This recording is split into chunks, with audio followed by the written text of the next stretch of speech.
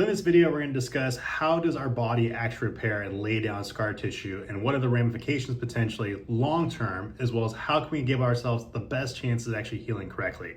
So in this case, I'm going to use the patellar tendon here to kind of demonstrate what happens when we have a tear here. So this is our quadriceps tendon right here. It comes down to become the patellar ligament, patellar tendon. You have people calling it kind of both things, but it's basically a continuation of our tendinous tissue here that when the quads contract, it allows our knee to actually extend. So it does this motion when contracting. Now I've laid down some rock tape just for this demonstration. And so for this purposes, this isn't rock tape. This is supposed to be just demonstrating what our tendon is like when we have a tear. So in this case here, we would call this a partial thickness tear. So this individual would most likely have a fair amount of pain and discomfort and would be at a pretty big risk of having a full rupture through that tendon here. So when the body has this type of tear, it's still able to extend the knee here and still transfer power, but you can see it's really compromised as far as this is the amount of total thickness that should be in that tendon. So now let's take a look at how the body actually lays down scar tissue. Okay, so now we can have this kind of visual demonstration as far as how the scar tissue is actually laid down. So remember, our black piece right here has the hole, that's our partial thickness tear. Now our body has laid down scar tissue here, and so we can see that that hole is mostly covered. You know, we have a little bit more functionality here, but we can kind of see how there's crisscrossing all over the place. It's not exactly uniform, and that's really how the body lays down scar tissue.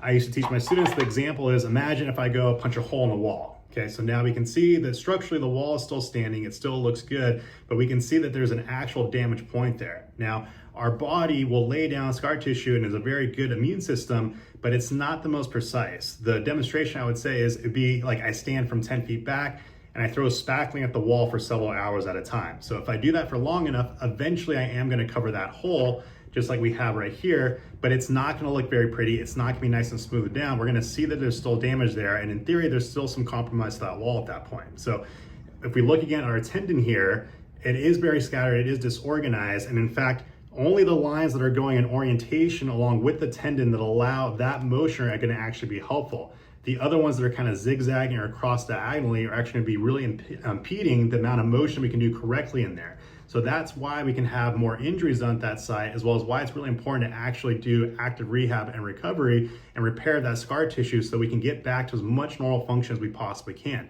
Now, unfortunately, things are never quite the same when it comes to these types of soft tissue injuries. I'm really sad to say that. We have some new science emerging that might kind of change that equation, but for right now, once it's torn like this, hamstring muscles, ACLs, tendons of any kind of type that you might have experienced in your life, they're never quite the same. But a big part of that is because we don't rehab them as well as we should. So things that we can do to actually realign scar tissue might kind of surprise you. So you might have heard things like doing grafting or different types of tools can kind of break up adhesion in scar tissue.